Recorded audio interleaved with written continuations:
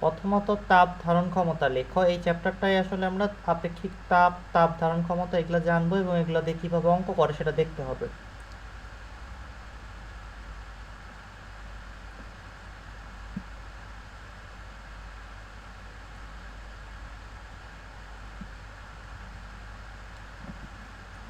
তাপ ধারণ ক্ষমতা সি জিনিসটা আসলে কি? তাপ ধারণ ক্ষমতাকে প্রকাশ করা হইতেছে সি দ্বারা, হিট ক্যাপাসিটেন্স। জিনিসটা খুবই সিম্পল। আমি যদি তোমাকে এইরকম একটা বস্তু দেই, তারপরে বলি এটার তাপ ধারণ ক্ষমতা কত, আর এই পাশের আরেকটা বস্তু দিলাম, সেটার তাপ ধারণ ক্ষমতা কত, বের করো। তো তোমার একটু চিন্তা করতে হবে এটা মানেটা কি। তাপ ধারণ ক্ষমতা মানে ওর ভিতরে তাপ দেবো আমি, তাপ তাপ দেই, চলো দিতেছি তাপ, এটার মধ্যেও তাপ দেব, ওকে দিচ্ছি। এই তাপটা ও নিজের মধ্যে কতটা নিতে পারে? তোমার পকেটে কয় লক্ষ টাকা আটবে? যদি 1000 টাকার নোট দিয়ে হয়তো 1 লক্ষ টাকা আটাইতে পারবা খুব কষ্টে, কিন্তু তার বেশি আটাইতে গেলে খুব কষ্ট হয়ে যাবে, তাই না? তাইলে পকেটে কত টাকা আটবে সেটা বোঝার জন্য আমার একটা ক্রাইটেরিয়া চিন্তা করতে হলো যে পকেটের ক্যাপাসিটি কখন এক্সিড করতেছে, টাকা ঢুকে ঢুকে দেখা লাগবে, তাই না? তারপর আমরা চেক করব যে পকেট থেকে মানে টাকা পড়ে যাচ্ছে কিনা, বের হয়ে আসতেছে কিনা, সেইটা একটা কেস হবে। তখন বুঝতে পারবো যে পকেটের টাকা ধারণ ক্ষমতা কত। এখন একটা বস্তুর তাপ ধারণ ক্ষমতা যদি আমরা বের করতে চাই, তাইলে আমার বস্তুর মধ্যে তাপ দিতে হবে, হিট, যেটাকে আমরা হিট এনার্জিকে আমরা কিউ দ্বারা প্রকাশ করব। এখানে অনেক জায়গায় এইচ দ্বারা প্রকাশ করে, অনেক জায়গায় কিউ দ্বারা প্রকাশ করে, এখানে আমরা কিউই আসলে প্রকাশ করব। অথবা একটু ভালো করে বললে ডেল্টা কিউ, মানে তাপ শক্তি কতখানি বাড়ছে। এটার মধ্যে তো এমনিও তাপ শক্তি ছিল, বাট আমি যে দিলাম সে তাতে কতখানি বাড়ছে, ডেল্টা কিউ, এটা নিয়ে আমার কাজ। ডেল্টা শব্দটা জেনারেলি, সরি, ডেল্টা গ্রিক লেটারটা জেনারেলি পদার্থবিজ্ঞানে পরিবর্তন বোঝায়। আচ্ছা, ডেল্টা কিউ হইল তাহলে কতখানি তাপ এখানে দেওয়া হয়েছে সেই সেই পরিমাণটা। হ্যাঁ, ক্লাস রেকর্ড হচ্ছে, সমস্যা নেই।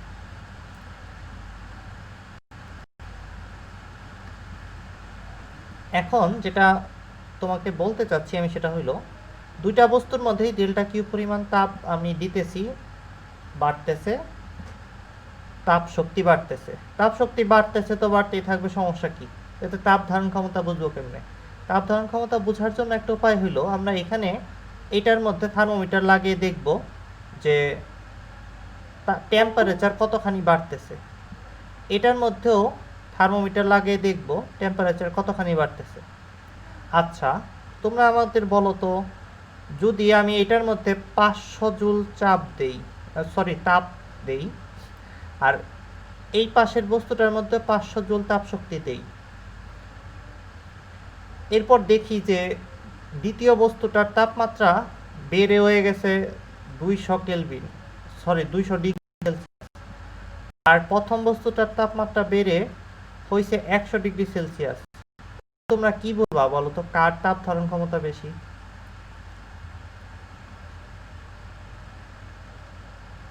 কেউ বলতে পারবা না? আরো সহজ উদাহরণ দেই। ডান দিকেরটা মনে হয়। আচ্ছা আচ্ছা, এটা বুঝতে পারবা, সমস্যা নাই, এখনই বুঝতে পারবা। এই যে একটা মানুষ, এই যে আরেকটা মানুষ দেখতে পারতেছো,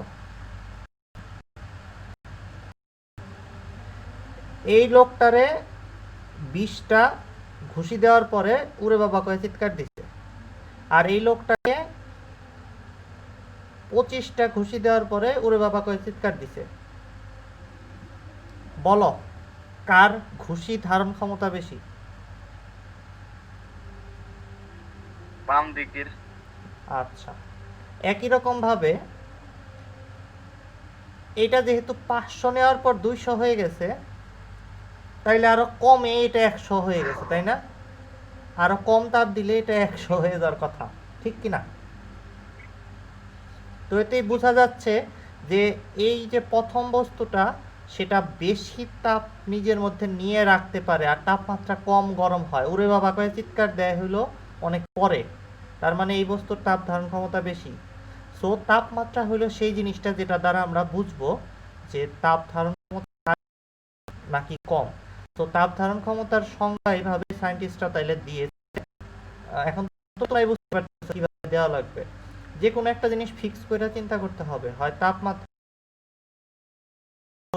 তাপের পরিমাণ তো আমাদের হাতে, আমি যত দেব সো ওইটার মধ্যে আমরা ওইটাকে ফিক্স করবো না, তাপমাত্রা আমাদের হাতে না, ওইটাকে ফিক্স করব। মানে টি তাপমাত্রা বা ডেল্টা টি পরিমাণ তাপমাত্রা, ডেল্টা কিউ পরিমাণ তাপ নেওয়ার পর বাইরে যায়, তাহলে 1 কেলভিনে কতখানি তাপ সে গ্রহণ করতে পারে, সেটাই হলো তাপ ধারণ ক্ষমতার বেসিক ফর্মুলা, এটাই হলো সি। তাহলে সি এটার মানে আর একটু ভালো করে বলে বুঝিয়ে বলি। ধরো তোমার কাছে একটা বস্তু আছে, এগুলো আর লাগবে না আমাদের, এগুলো সব মুছে দিতে পারি।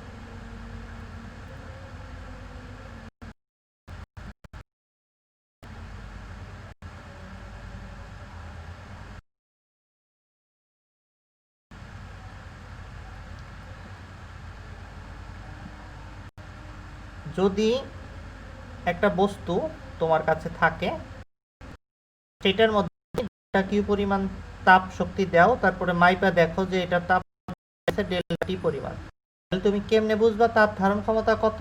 সোজা কথা, 1 কেলভিন তাপমাত্রা বাড়তে কতখানি তাপ শক্তি লাগছে, সেটাই হলো ওর তাপ ধারণ ক্ষমতা।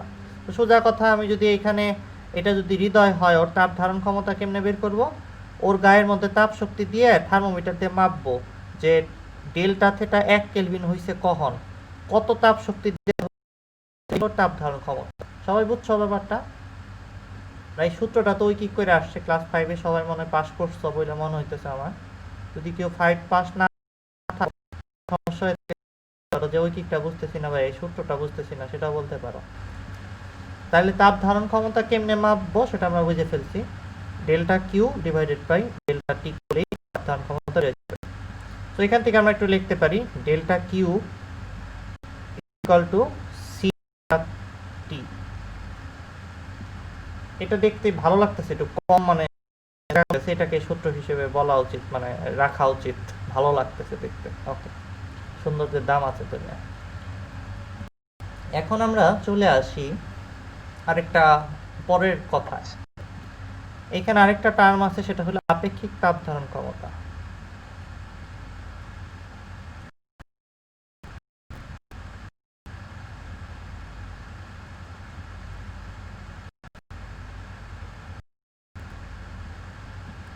বানাম টানাম ভুল হইলে আন্তরিকভাবে দুঃখিত, বইয়ের মধ্যে দেখে নিবা তোমরা, বানাম ঠিক করে নিবা।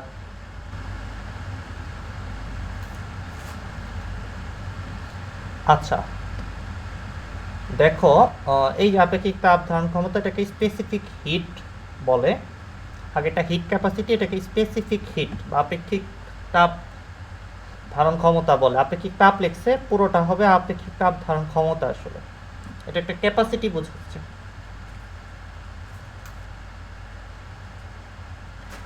এখন আসো, আমি যে কথাটা তোমাদের বলতে চাচ্ছি, এটা আবার কি জিনিস, এটা একটা তো তাপ ধারণ ক্ষমতা বের করলামই, এটা দিয়ে কি এমন সমস্যা হইলো যে আবার আরেকটা রাশি লাগতেছে মাপার জন্য, তাই না? জেনারেলি আমরা যদি কি বলে পুকুর থেকে পানি আনতে যাই, তাহলে তো সামথিং আমাদের যতখানি বাসায় খাবার দাবার করার লোক আছে, সেই লোকের হিসাব করে মোটামুটি পানি আনবো।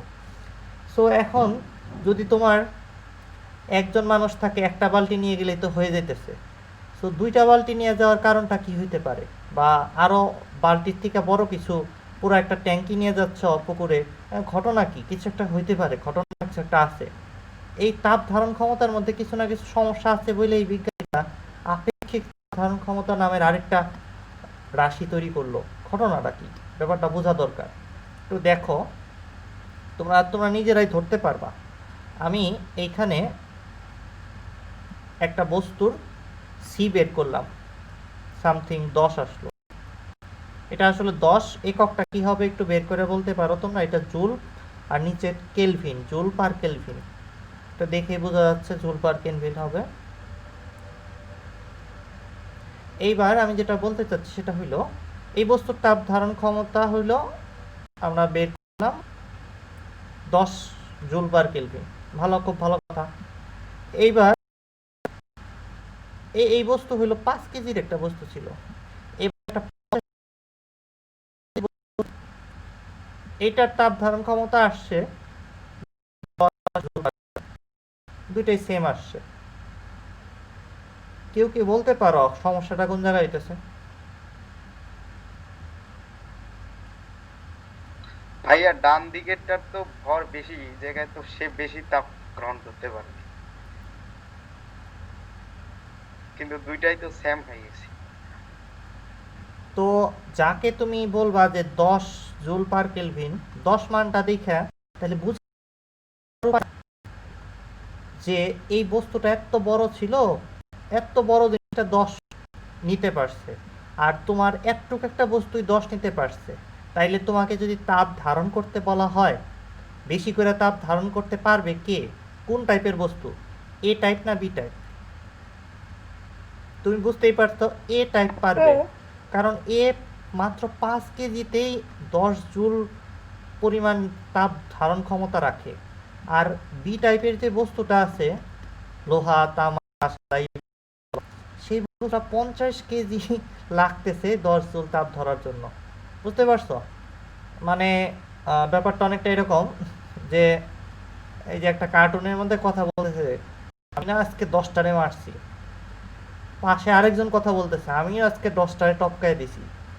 এখন তুমি মাঝখানে, দুই রুমের মাঝখানে তুমি ছিলা, তুমি শুনছো যে একজন 10টারে মারছে আর একজন 10টায় টপকায় দিছে।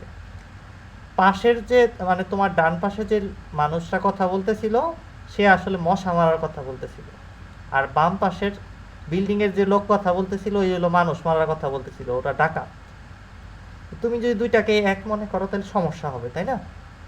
সো এইটাই হলো তাপ ধারণ ক্ষমতার সমস্যা।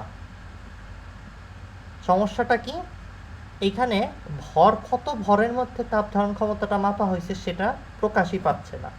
এই কারণে বিজ্ঞানীরা চিন্তা করলো যে না, এই জিনিসটা কেমনে বোঝা যায়, সেটার একটা গতি করা লাগবে। সো তখন সায়েন্টিস্টরা কি চিন্তা করলো, কি সলিউশন দিল? তোমাদের মাথায় কি কোনো সলিউশন আছে? এতটুকু বুঝতেছি আমরা যে তো এক ভরের বস্তুর সাপেক্ষে এটা আপেক্ষিক চাপটা। এই তো ঠিক ধরছো, বস্তুর ভরটারে ফিক্স করতে হবে। এবার নিয়ে আসতে হবে যে এম কেজি ভরের বস্তুর তাপমাত্রা ডেল্টা টি বাড়াইতে যদি ডেল্টা কিউব বা কিউ পরিমাণ তাপ শক্তি লাগে, তাইলে 1 কেজি তাপমাত্রা 1 কেলভিন বাড়াইতে কত তাপ লাগে সেটা তাইলে আপেক্ষিকভাবে আমরা সব কিছুর ভরটা 1 কেজি নিয়ে ফেললাম। এইটাই হলো আপেক্ষিক তাপ ধারণ ক্ষমতা। এখানে শুধু তাপমাত্রার সাপেক্ষে চিন্তা করছি না, ভর তাপমাত্রা দুইটার সাপেক্ষে চিন্তা করতেছি। আমি আগেও বলি ম্যাথ ক্লাসে, ফিজিক্স ক্লাসে, যে ভাগ আর বিয়োগ হলো আপেক্ষিকতার চিহ্ন। এই ভর আর সাপেক্ষে তাপ শক্তি কতটা ধারণ করতে পারে সেটা মেজার করা হইতেছে তাপ শক্তিকে ভর আর তাপমাত্রা দিয়ে ভাগ করে। ভাগ হইল আপেক্ষিকতার চিহ্ন। আপেক্ষিক তাপ ধারণ ক্ষমতা জিনিসটা হইল ভর আর তাপমাত্রার সাপেক্ষে মেজার করা হইতেছে যে ধারণ ক্ষমতাটা কত। তাই আমরা এখান থেকে একটু সূত্রটাকে রিঅ্যারেঞ্জ করে লিখতে পারি। কি লিখতে পারি? ডেল্টা কিউ বা শুধু Q is equal to M S delta theta. Delta টিও লিখতে পারো, থিটাও লিখতে পারো। থিটার দ্বারাও তাপমাত্রার পরিবর্তন বোঝায়। এটা কোনো সমস্যা না, থিটা লিখলা না টি লিখলা না কি লিখলা। আমি যে দুই পাতায় লিখছি দুইটার মধ্যে দুইটা সূত্র শুধু পাইছি আমরা, সেই দুইটা সূত্রকে একসাথে আমি লিখে দিচ্ছি। কিউ বলো বা ডেল্টা কিউ বলো, সেটা হইলো এখানে আমরা পাইলাম কি সমান আসতেছে সি ইন্টু ডেল্টা থেটা বা ডেল্টা টি। আচ্ছা, তোমার বই দেখে আমি থেটা বা টি কথাটা বলে দিই। আচ্ছা, এখানে টি টু মাইনাস টি ওয়ান লিখে রাখছে, তোমার বই একটু মানে কি বলে, আর এটাকে লিখবো এম এস ডেল্টা। করে দেখো, যদি আমরা এই দুটাকে এখন ব্যালেন্স করি, এই পাশ থেকে এই পাশ থেকে কাটি, তাহলে কি পাওয়া যাচ্ছে? সি এর সাথে এস এর একটা সম্পর্ক পাওয়া যাচ্ছে, C is equal to M S, ঠিক আছে? বা বলতে পারো সি এর সাথে এম রে ভাগ করলেই এস পাওয়া যাবে। এটা আমরা নিজেরাই বুঝছি একটু আগে উদাহরণ দেখে। এই কয়টা সূত্র হইলো আমাদের অঙ্ক করতে লাগবে, এটা আর মাত্রই 2 লাইন পড়াইছি, বাকি যা পড়াইছি ওইগুলো গল্প মনে করে ভুলে যাও, জানার দরকার নেই তোমার, ঠিক আছে? এখন এগুলা দিয়ে কিভাবে অঙ্ক করে না করে সেটা বুঝতে হবে। খুব পপুলার অঙ্ক আমরা ডিল করব সবার আগেই, বাট এইটার আগেও আমাদের আরেকটা জিনিস জানতে হবে, সেটা হলো ল্যাটেন্ট স্পেস, মানে ল্যাটেন্ট হিট আর হলো তোমার এখানে কোথাও কি আছে এই জিনিসগুলা। এখন আমরা যেটা শিখবো সেটা হলো সুপ্ত তাপ শিখবো। আপেক্ষিক তাপ ধারণ ক্ষমতা তো শিখছি, এবার সুপ্ত তাপ জিনিসটা শিখবো। সুপ্ত তাপ এখানে তোমাদের ডিটেলসে বলা নাই, বাট এটা দিয়ে অঙ্ক আসবে পরীক্ষায়। লেখো আপেক্ষিক সুপ্ত তাপ।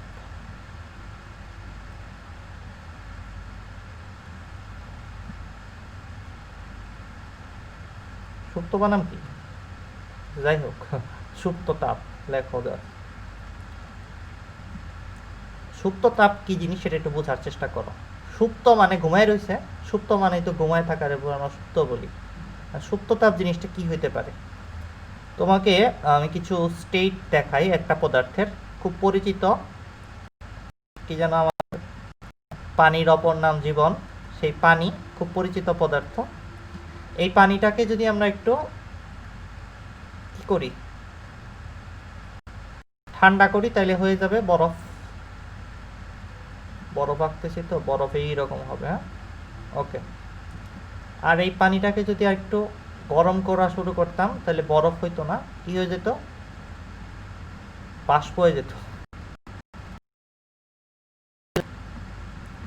পানি গরম করে দেখবা একটু উড়া শুরু করে দেবে পানি। সো এই একই পদার্থ পানি, H2O, সেটাকে আমরা এখানে বলতেছি পানি, লিকুইড স্টেটে আছে, তরল পদার্থ, তরল। আর এইটাকে বলতেছি সলিড স্টেট, কঠিন। আর এটা বায়বীয় বা গ্যাসিয়াস স্টেটে আছে, গ্যাস। ওকে, এখন তোমাদের একটা মজার কথা বলি। যখন পানি বরফ অবস্থায় থাকে তখন কি থাকে, 0 ডিগ্রি অথবা 0 ডিগ্রির নিচে থাকে তাপমাত্রাটা।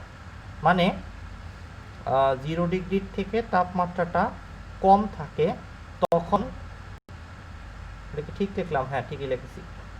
তখন পানি আইস বা বরফ অবস্থায় থাকে। যখন তুমি তাপমাত্রাটা ঠিক 0 ডিগ্রিতে আনা শুরু করে আইনা ফেলবা, তারপরে তাপ দিতেই থাকবা, তখন দেখবা এটা বরফ গলে পানি হওয়া শুরু করবে। মানে একটা স্টেট থাকবে বা একটা অবস্থা থাকবে।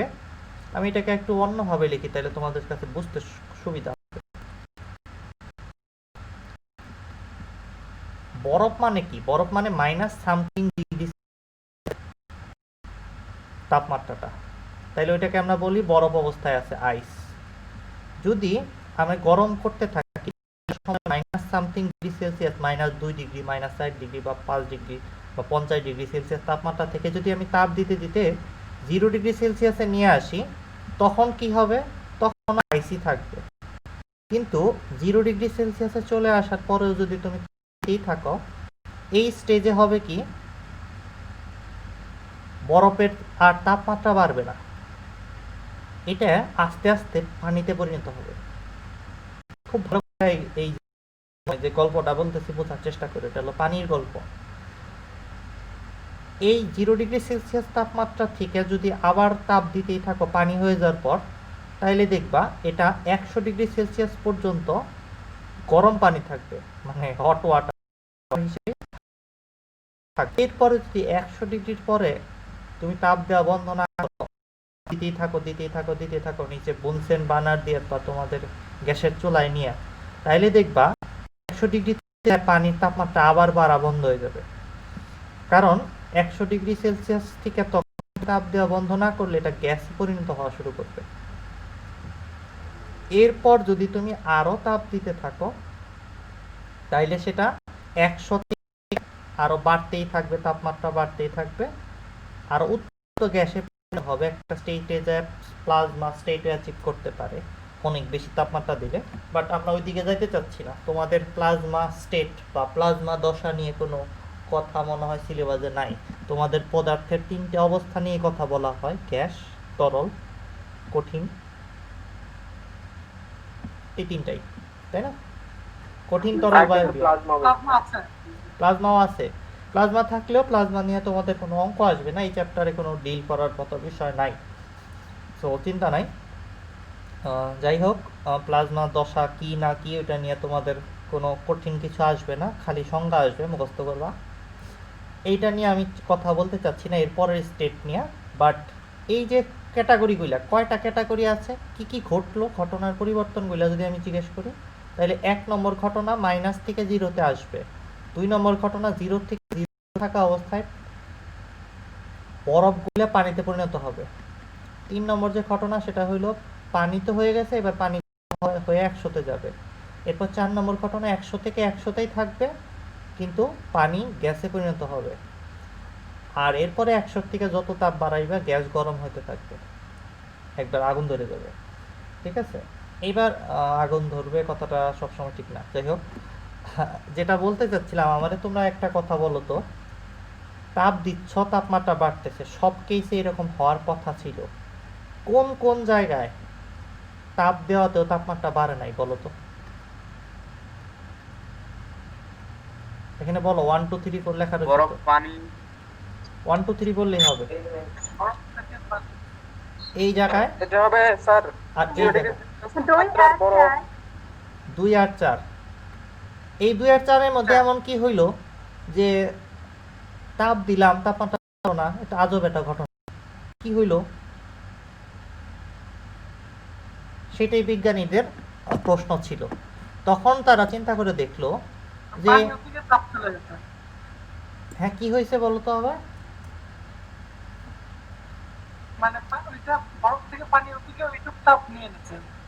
ওই তো ঠিক বলছো, একদম পারফেক্ট কথা। মানে আমি একটু ওর কথাটা সুন্দর করে বলি। বস্তুর অবস্থার পরিবর্তন করতে শক্তি হারিয়ে গেছে, তাই না? হারিয়ে বানাম তো লিখতে পারতেছি না, যাই হোক, হারিয়ে গেছে। বস্তুর অবস্থার পরিবর্তন করতে যায় তাপ শক্তি হারিয়ে গেছে। এই জায়গায় তাপ শক্তি কি করলো? কোনো কাজ করলো না। আমি যে চাইতেছিলাম যে তাপমাত্রা বাড়ায় দেখ, সেটা বাড়লো না। তাইলে আমরা বলবো না এই যে এইটুকু তাপ শক্তি, যেটুকু তাপ শক্তি এই যে এই কেসে আর এই কেসে নষ্ট হয়ে গেছে, এগুলা হইলো ঘুমায় ছিল, তাপ শক্তি কাম করে নাই, সুপ্তভাবে কাজ করছে। মানে দেখা যায় না, আমাদের প্রভাবও দেখা যায় না, ঘুমে ঘুমে কাজ করে ফেলছে, স্বপ্নে কাজ করছে জিনিসটা, বুঝছো? তো এই যে শক্তিটা এখানে নষ্ট হইল, সেইটাকে আমরা বলবো সুপ্ত তাপ। এখন সুপ্ত তাপ মাপার কি বুদ্ধি হইতে পারে? এটাও সেই বস্তুর সাপেক্ষে মাপবো। যদি এম কেজি ভরের বরফকে এম কেজি সাবস্ক্রিপ্ট বলে, নিচে ছোট্ট করে এইভাবে লেখাকে সাবস্ক্রিপ্ট বলে। ধরো এ একটা জিনিসের এখানে যেটা লিখলাম এটা হলো সাবস্ক্রিপ্ট, আর এখানে যেটা থাকে এটা হলো সুপারস্ক্রিপ্ট। উপরে কিছু যদি লিখি, আমি এম আইস লিখলাম, মানে আইসের ভর। এম কেজি ভরের বরফকে 0 ডিগ্রি সেলসিয়াস তাপমাত্রা থেকে 0 ডিগ্রি সেলসিয়াস তাপমাত্রার পানিতে পরিণত করতে আমার যদি ডেল্টা কিউ পরিমাণ তাপ শক্তি লাগে, তাইলে 1 কেজি বরফ গলাইতে কত শক্তি লাগতেছে? সেটা হইল theta delta Q by m ice, তাই না? এই যে জিনিসটা, এটাই হলো সেই শক্তির পরিমাণ, যে 1 কেজি ভরের একটা বরফের টুকরা নেব, সেটার আমি গলায় দেখবো 0 ডিগ্রি সেলসিয়াস তাপমাত্রা, দেখা যাচ্ছে এটা ফিক্স হয়ে গেছে, চেঞ্জ হতেছে না। তারপরে 0 ডিগ্রি সেলসিয়াস থাকা অবস্থায় এটা গলে পুরো পানিতে পরিণত হওয়া পর্যন্ত আমি তাপ দিয়ে দেখবো যে কত শক্তি লাগে। এটা আসলে সুপ্ত ছিল, এটার ভিতরে ঘুমিয়ে ছিল। আমার এটা ভাঙার জন্য পানির মধ্যে এই শক্তি বোঝাও যাবে না, পানি কিন্তু এই শক্তি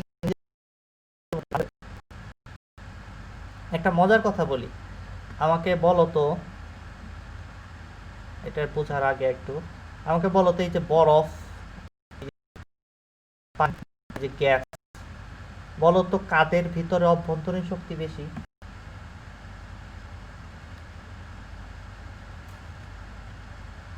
বরফ। বরফ।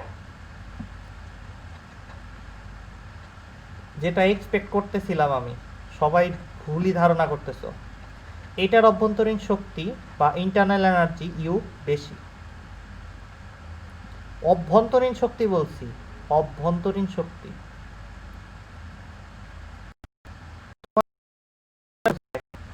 যখন তুমি বরফ থেকে পানি বানাইতে যাবা তখন কি করতে হয়? দিতে হয়। বলো বলো, বুঝতে পারবা তোমরা নিজেরাই, বলো, প্রশ্নটার উত্তর দাও। দিতে হয়, দিতে হয়।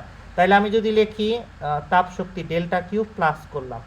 আচ্ছা, এরপর আমি তোমার আরেকটা প্রশ্ন করতেছি। এই যে পানি আছে সেটাকে আমি বাষ্প করতে চাই, তাপ শক্তি দেব না নেব? দিব। আবার দিলাম। আচ্ছা, যারে দিতেছি আর যে নিতেছে তার মধ্যে তাহলে কি শক্তি কম থাকবো নাকি বেশি থাকবো? বেশি থাকবে, এই তো। তাই অভ্যন্তরীণ শক্তি কার বেশি? গ্যাসের বেশি। আর কম বরফের। তুমি তো বললা ওরা দিতে হবে দিতে হবে, দিয়ে দিয়ে তুমি এটা বানাই তারপরে বলতেছো ওইটা কম হবে, তাহলে তুমি মিথ্যা কথা বলতেছো।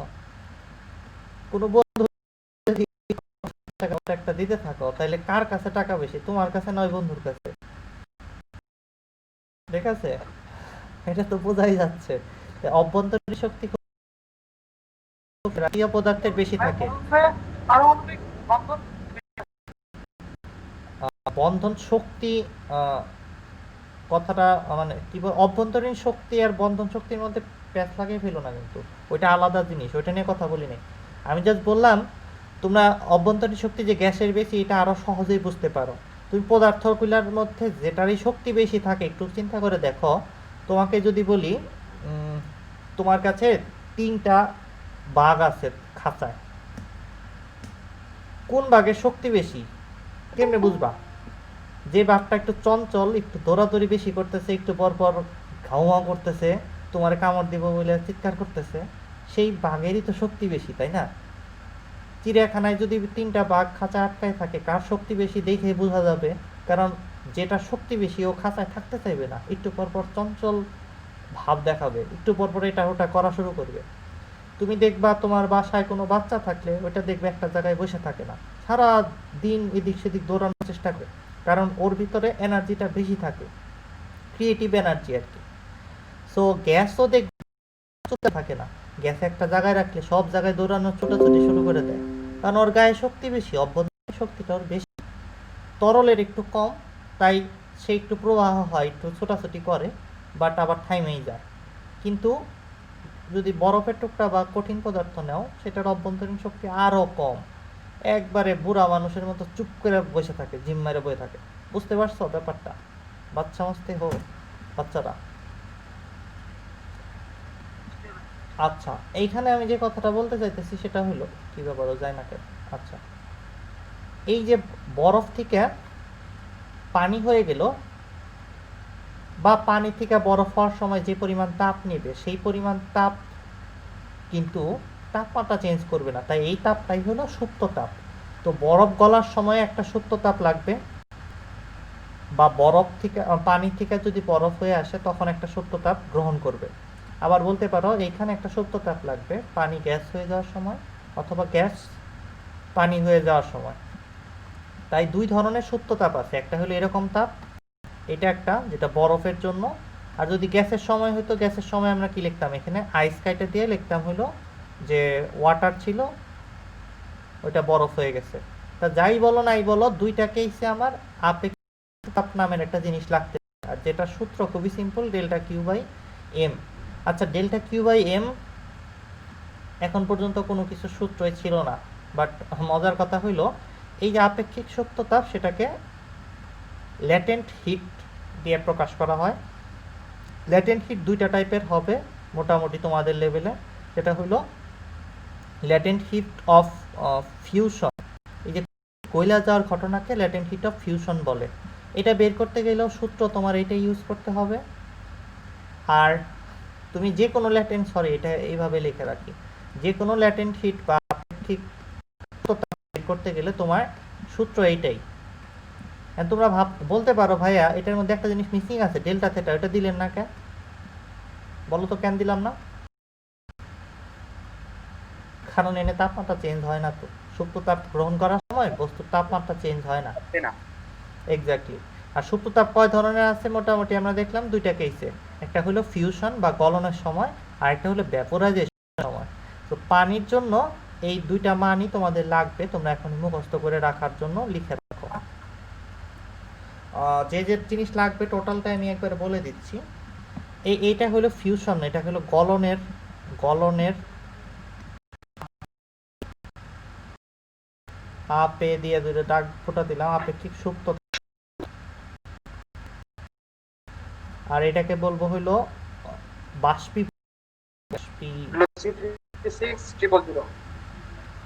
আপেক্ষিক সুপ্ত তাপ। এক্স্যাক্টলি। এখন আমি তোমাদের কিছু মান, ওই যে ওই ভাইয়ে যেটা বলতে চাইতেছে সেই মান কয়েকটা আমি লিখে দিচ্ছি, তোমরা সবাই নোট ডাউন করে রাখো।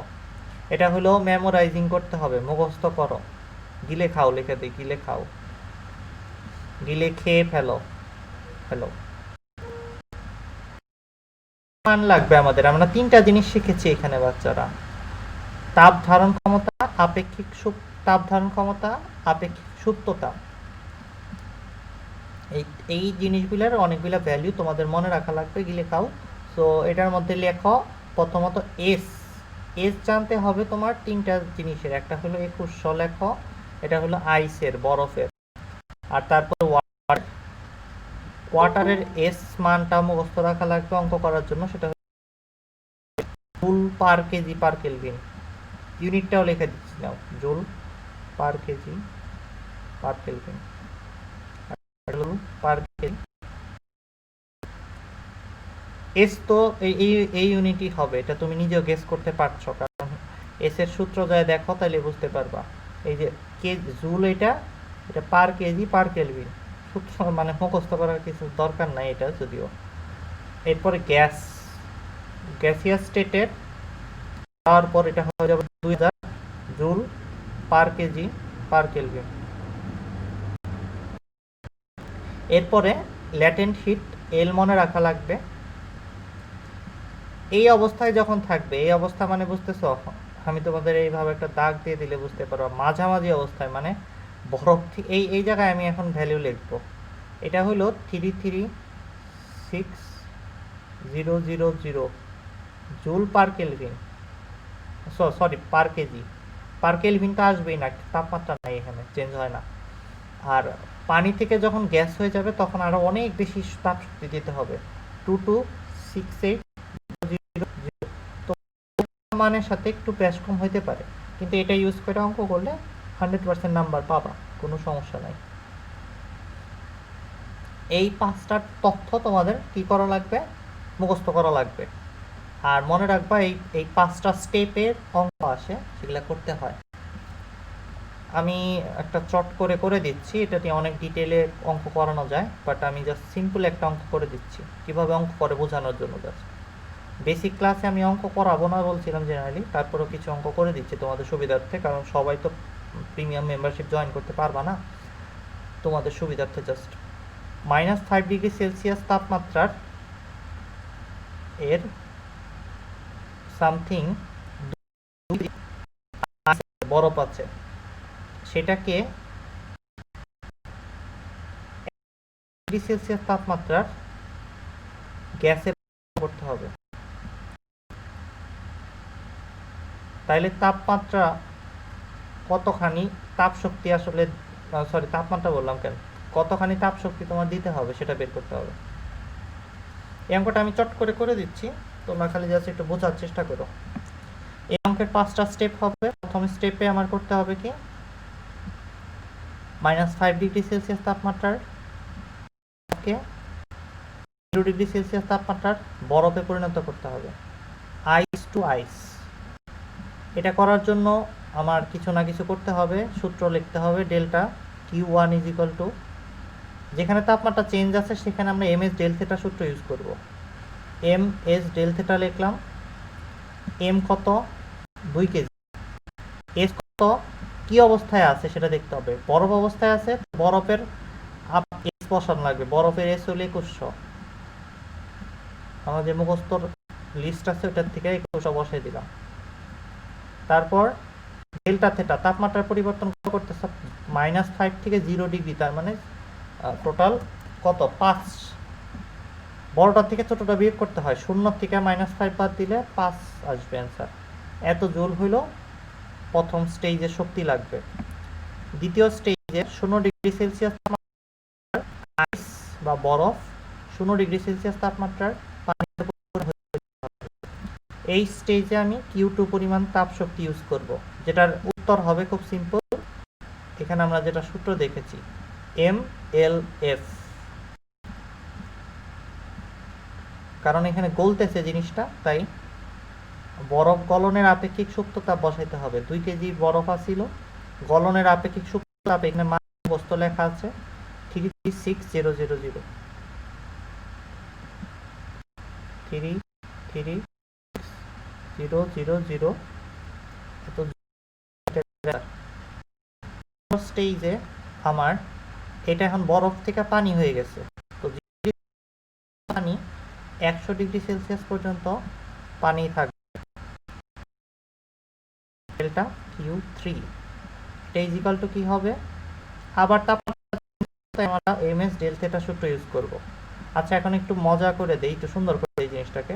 প্রথমে এটা ছিল বরফ, তাই বরফের এস ইউজ করছি, আর এখন যে এসটা ইউজ করব সেটা তো পানি আছে, পানির এস ইউজ করতে হবে। তো এটা একটু লিখে দিই সুন্দর করে, তাই তোমাদের সুবিধা হবে মনে রাখতে। MSW ডেল্টা থেটা, এটা খেয়াল রাখতে হবে তোমাদের, ওকে। এখন এটা আসলে কত হবে, এটা তো 2 কেজি, এস পানির এস হলো 4200, এই যে আমি মুখস্থ লিস্ট এখান থেকে নিয়ে আসতেছি, এই যে পানিরটা 4200 বসাই দিলাম। ডেল্টা থেটা কত 100, 0 থেকে 100 মানে 100 মাইনাস 0 কত হয় 100 জুল হবে, ওকে। এরপর আচ্ছা এটা কি আনা যায় পাশে টেনে, আনা যাবে, কি ব্যাপার ধরে না কেন, ওকে।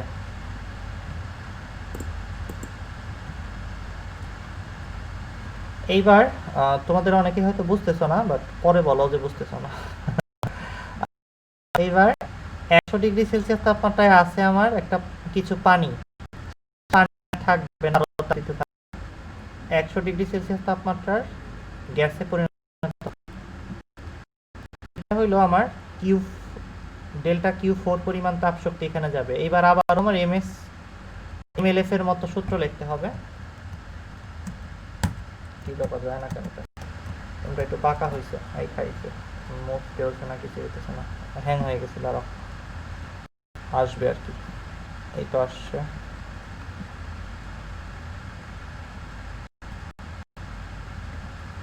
mLF তো না, এখানে হচ্ছে না, ফিউশন টাইপের কিছু নাই, আমার যেটা হচ্ছে সেটা হলো ভ্যাপোরাইজেশন, বাষ্পীভূত হচ্ছে।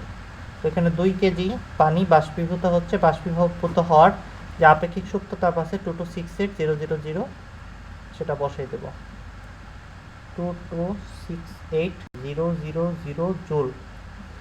এইবার সবার থেকে লাস্ট স্টেজে 120 ডিগ্রি সেলসিয়াস গ্যাসটাকে নিয়ে যেতে বলা হয়েছে। সো 120 ডিগ্রি সেলসিয়াস তাপমাত্রার গ্যাস আছে আমার কাছে,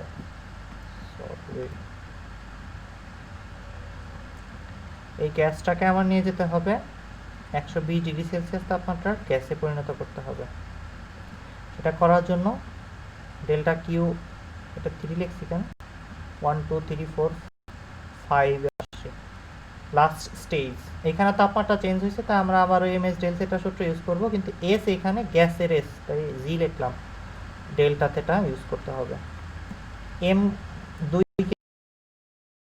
এস হইল গ্যাসের এস 2000, আর ডেল্টা থেটা এখানে মাত্র চেঞ্জ হয়েছে, এখানে জুল লিখতে হবে, তাই না? জুল লেখার জায়গায় তো পাচ্ছি না। আচ্ছা,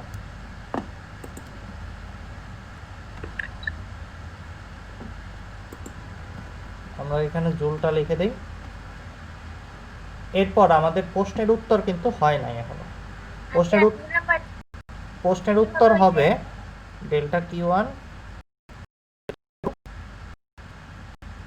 ডেল্টা কিউ থ্রি,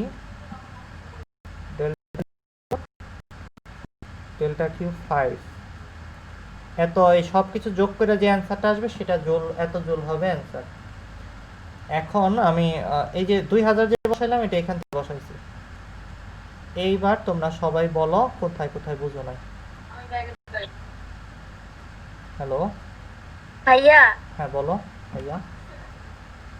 ভাইয়া 2 নাম্বারটা কিভাবে হচ্ছে? 2 নাম্বারটা, এই 2 নাম্বার লাইনটা, জি। এটার মধ্যে পানি, বরফ পানিতে পরিণত হচ্ছে। এই জায়গায় আমি এম এস ডেল থেটা সূত্র ব্যবহার করতে পারবো না। আমার যেটা ব্যবহার করতে হবে সেটা হলো এম এল এফ। কারণ এখানে যে তাপ নিচ্ছে সেটা আপেক্ষিক সুপ্ত তাপ এস না, এটা হল সরি আপেক্ষিক তাপ এস না, এখানে যেটা হয়েছে সেটা হলো সুপ্ত তাপ গ্রহণ করেছে। তাই আমার এই সূত্রটা কাজ করবে না, তাপমাত্রা তো চেঞ্জ হয় নাই। ওই সূত্রটার দিকে একটু তাকিয়ে দেখো, ওটার মধ্যে কি আছে, এম এস ডেল থেটা যে সূত্রটা ওইটার মধ্যে কি আছে, ডেল্টা থেটা আছে, তাই না? ডেল্টা থেটা কি এখানে হয়েছে? হয় নাই। এটা পানি থেকে বরফে পরিণত হওয়ার ঘটনা ঘটছে। তাইলে এখানে কি সূত্র খাটবে? এখানে এই সূত্র খাটবে, এই যে সূত্রটা, delta Q is equal to M L. যখন আপেক্ষিক সুপ্ত তাপ গ্রহণ করে তখন এই এল আর এম গুণ করে তাপ শক্তির পরিবর্তনটা বের করতে হয়। কারণ আপেক্ষিক সুপ্ত তাপের সংজ্ঞাই হলো বস্তুর তাপমাত্রা নয়, বস্তুর অবস্থানের পরিবর্তন করতে প্রতি কেজি ভরের জন্য যতখানি তাপ শক্তির প্রয়োজন হয়। যদি পানি বলো, 1 কেজি পানিকে গ্যাসে পরিণত করতে যতখানি তাপ লাগবে সেটাই হলো পানির আপেক্ষিক সুপ্ত তাপ। যখন গ্যাস করতে হবে পানিকে তখন। আর আবার যদি তুমি বলো বরফের গলনের সময়, বরফ আছে 1 কেজি, সেটাকে গলিয়ে পানি করবা, তাইলে যে 1 কেজি ভরের বরফ গলাইতে যে শক্তি নষ্ট হবে সেটাই হলো বরফের আপেক্ষিক সুপ্ত তাপ, বরফ গলনের আপেক্ষিক সুপ্ত তাপ। আচ্ছা, সো এই দুইটা কেসে আমরা যে সূত্র ইউজ করব সেটা হলো এম ইন্টু এল বা এম এল এফ বা এম এল ভি, দুইটা যে কোনো একটা হইতে পারে। তুমি এখন বলো তো কোনটা বুঝো নাই বা কি বুঝো নাই? 2 নম্বর কেসটা এখন এবার বুঝছো না বুঝো নাই? হ্যালো, জি বুঝছি। ওকে, খেয়াল করে জি। দেখবা এই 5টা কেসের মধ্যে, এই 5টা কেস তো ন্যাচারাল ঘটনা। পানি বরফ গরম করতেছো, বরফ গলতেছে, বরফ পানি হয়ে এখন পানির তাপমাত্রা বাড়ছে, তাপমাত্রা 100-তে যাওয়ার পর এবার পানি বাষ্পীভূত হচ্ছে, বাষ্পীভূত হওয়ার পর আবার মানে গ্যাসটা গরম হচ্ছে। এই 5টা তো ন্যাচারাল ব্যাপার, একটা সিনেমার মতো মাথায় রাখবা। কিন্তু তুমি খেয়াল রাখবা তোমার কাছে দুইটা সূত্রই আছে, এম এস ডেল থেটা অথবা এম এল এফ। তুমি কোনটা ইউজ করবে সেটা বোঝার একটা সহজ কায়দা হলো এদিকে দেখবা তাপমাত্রা চেঞ্জ হচ্ছে কোথায়, সেইখানে M S del theta use করবে। তাপমাত্রা চেঞ্জ না হইলে M S del theta use করবা না। এই যে দেখো এখানে তাপমাত্রা চেঞ্জ হয় না, তাই এম এল সূত্রটা ইউজ করা হয়েছে। এইখানেও তাপমাত্রা চেঞ্জ হয় নাই, এইখানেও আবার এম এল সূত্রটা ইউজ করা হয়েছে। তাপমাত্রা পরিবর্তনের সাথে সাথে বস্তুর অবস্থানও পরিবর্তন হচ্ছে। হ্যাঁ, এটা আরেকটা ক্লু যে যেখানে বস্তুর অবস্থান পরিবর্তন হচ্ছে ওইখানে এইরকম সূত্র ইউজ করা হবে। দেখো, খেয়াল করছো?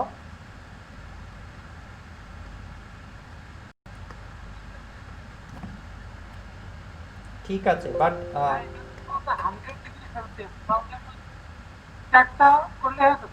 কথাটা বুঝছি না ভাই, আবার বলো। শুভদীপ,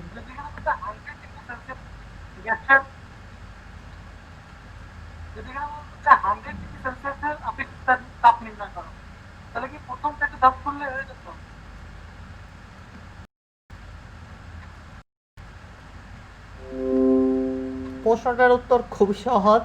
যদি 100°C তাপমাত্রা নিয়ে যেতে, পানির তাপমাত্রা 100 নিয়ে যেতে -0 ডিগ্রি থেকে এইখান থেকে এই পর্যন্ত বলতো, তাহলে এই তিনটাকে যোগ করে অ্যান্সার দিয়ে দিতাম। এটা হলো আরেকটা প্রশ্ন। আর যদি বলতো খালি বরফকে গলাও খালি, তাহলে এই দুইটা স্টেপের যে তাপ শক্তি আছে এই এত জুল যোগ করে অ্যান্সার লিখে দিতাম। এটা আরেকটা প্রশ্ন। তৃতীয় আরেকটা প্রশ্ন হইতে পারে যে গ্যাস বানিয়ে ফেলতেছো, 100 ডিগ্রি সেলসিয়াস তাপমাত্রা গ্যাসে পরিণত করো। 100 ডিগ্রি সেলসিয়াস তাপমাত্রা পানি বললে এনে থামে যাইতা, অঙ্ক এই তিনটাকে যোগ করে দিতা। গ্যাস বললে এই চারটাকে দিতে হবে, এইটা এইটা এইটা এইটা। এরপরে যদি বলে যে এই 120 গ্যাসে চলে যাও, তাহলে তোমার এই 5টাই যোগ করতে হবে। শুভদীপ, তুমি কি বুঝছো? তুমি যেটা বলতেছো ওইটা 4-5টা কম্বিনেশন হইতে পারে, সবই সঠিক, তুমি ঠিকই বলছো। তুমি কি এটাই বলতেছিলা শুভদীপ? হ্যালো,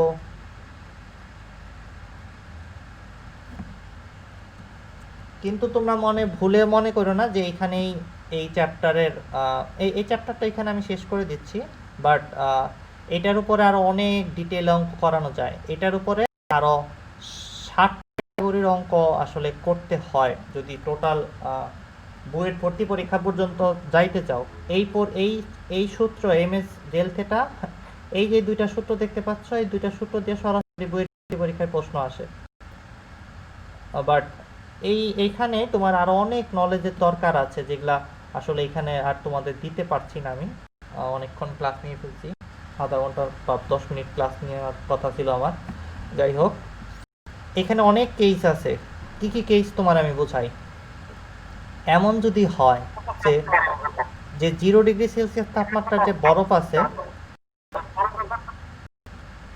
সেটা পানি হওয়ার সময় তাপ শক্তি প্রপারলি ছিল না, এতখানি ছিল না, তুমি আরেকটু কম তাপ দিছো, তখন হবে কি কিছু বরফ গলবে, কিছু বরফ গলবে না। তো তোমাকে যদি আমি বলে দেই যে 10,000 জুল তাপ দিছি, তখন কি অবস্থা হবে? মিশ্রণের প্রকৃতিটা কি হবে? একটা পাত্রের মধ্যে এই অবস্থায় ছিল বরফটা, এখন মিশ্রণের প্রকৃতিটা কি হবে? তখন তোমার চিন্তা করে বের করতে হবে যে কেমনে কি করা যায়। এরপর এমন হইতে পারে যে তাপ শক্তি কমাচ্ছি, অঙ্কের উল্টা ফ্লো, গ্যাস আছে সেটার শক্তিকে কমিয়ে নেওয়া হচ্ছে, ফ্রিজে রেখে ঠান্ডা করা হচ্ছে রেফ্রিজারেটরে। কমাইতে কমাইতে আমি বললাম যে আমি মাইনাস করে ফেলছি 20,000 জুল শক্তি। তাইলে এই জিনিসটার অবস্থা কি হবে? হইতে পারে যে কিছু বরফ গলে, কিছু গ্যাস তরল হয়ে গেছে, আবার হইতে পারে কিছু বরফ হয়েও গেছে, বরফ আর পানি একসাথে অবস্থান করতেছে, এরকম অবস্থাও তুমি দেখতে পারো। কিছু পানি রয়েছে, কিছু বরফ হয়ে বসে রয়েছে, এরকম অবস্থাও তৈরি হতে পারে। এই ধরনের ক্রিটিক্যাল উল্টা করে থিঙ্কিং, সোজা করে থিঙ্কিং, এগুলা দিয়ে অনেক স্টাইলে এই অঙ্কগুলো করা যায়। আর তোমাদের এখান থেকে একটা মজার জিনিস বলে দেই, এখানে তোমাদের একটা অঙ্ক আছে, আমি তো এটা করাই আছে, আমার করার কোনো দরকার নাই। এটা হলো ক্যালোরিমিটারের অঙ্ক। ক্যালোরিমিটার খুব মজার জিনিস। কি বলে এটা নিয়ে ডিটেলে এখানে ক্যালোরিমিটার মূলনীতি বলে। ক্যালোরিমিটার মূলনীতি আসলে খুব বাচ্চাদের কথা। কেউ তাপ দিলে অবশ্যই কেউ তাপ নেবে, ক্যালোরিমিটার মূলনীতি এটাই। মানে হইলো, তুমি যদি ক্যালোরিমিটার যন্ত্রটার মধ্যে কোনো ঠান্ডা জিনিস রাখো আর ওইটার মধ্যে তাপ শক্তি থাকে, তাইলে কি হবে? ঠান্ডা জিনিসের মধ্যে তাপ চলে আসবে, ঠান্ডা জিনিসটা গ্রহণ করবে, আর ক্যালোরিমিটার থেকে যদি গরম থাকে ক্যালোরিমিটার, সেখান থেকে তাপ হারাবে। আবার যদি এমন হয় তুমি একটা গরম বস্তু ক্যালোরিমিটারে রাখছো, ক্যালোরিমিটার নিজে ঠান্ডা ছিল আর ক্যালোরিমিটারের মধ্যে ঠান্ডা পানি ছিল, তাহলে গরম বস্তু তাপ হারাই ফেলবে, আর ক্যালোরিমিটার নিজে গরম হবে, পাশাপাশি পানিটাও গরম হবে। এই ধরনের জিনিসপত্র এখানে লেখা রয়েছে। ক্যালোরিমিটারের মূলনীতি খুব সিম্পলি যদি জিজ্ঞেস করো, এই অঙ্কটার মধ্যেই তোমরা বুঝে যাবা। এখানে আমি যে এমএলএফ আর এমএস ডেল থেটা ইউজ করছি সেগুলাই ইউজ করে অঙ্ক করা হয়েছে, বাট মূলনীতিটা আমি একটু লিখে দিই। ক্যালোরিমিটারের মূলনীতি হলো গৃহীত তাপ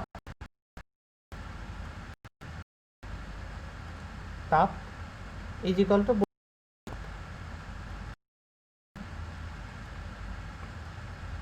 ঠান্ডা জিনিস গ্রহণ করবে তাপ আর গরম জিনিস বর্জন করবে তাপ। একটা সিস্টেমের মধ্যে দুইটাকে যদি একসাথে রাখো তাইলে ও যা দিবে আর ও যা নেবে দুইটা সমান হবে। এটাই ক্যালোরিমিতির মূলনীতি, সেটার উপর বেস করে এই অঙ্কটা করা হয়েছে। তোমরা দেখলে বুঝবা, না বুঝলে আবার আমি নেক্সট দিন বুঝিয়ে দেবো না। এই দুইটা অঙ্ক আছে জাস্ট, তোমাদের এই চ্যাপ্টারটাই শেষ হয়ে যাচ্ছে। থ্যাংক ইউ সবাইকে, গুড নাইট।